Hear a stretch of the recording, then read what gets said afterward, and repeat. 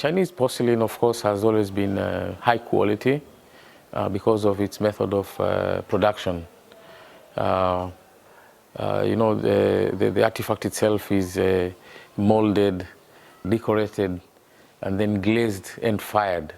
So you have a very high quality porcelain that does not lose its luster over a period of time, which is very, very much different from porcelain from other periods or from other regions, which with time it flecks off because it does not, the decoration and the glazing is not embodied into the porcelain itself. Initially, porcelain comes through two significant routes.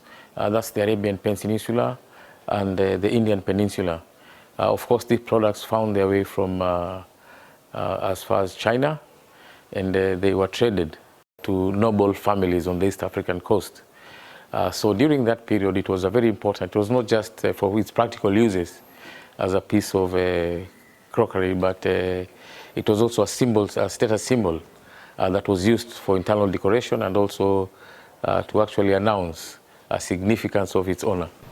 During a later period, of course, we know from the Chinese navigator Zheng He, he starts to come to East Africa directly. One of his boats, unfortunately, he hits a rock at one point called Pezali, and quite a number of seamen are lost, but a few of them surviving are able to swim to the nearby coastline, and they land on the village of Shanga, where they are welcomed by the locals and they settle down.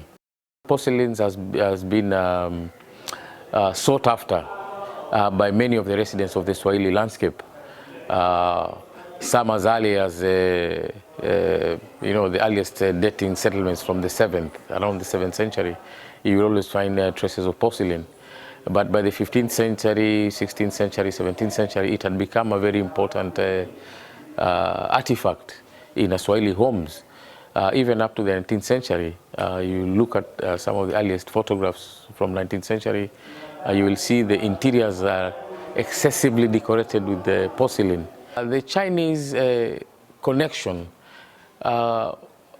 was very brief period, and it was not as direct or as influential as what you had with the two other trading partners. However, these are things that we can see that they were things that arrived from China. In Gede, we have one house specifically called the House of Chinese Cash, because in that particular house was unearthed quite a number of Chinese coins.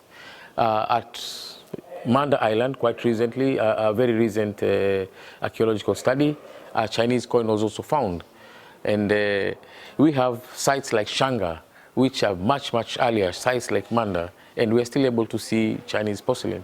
So apart from just there being maybe direct contact, we can say there was a lot of influences through Chinese products on the East African coast.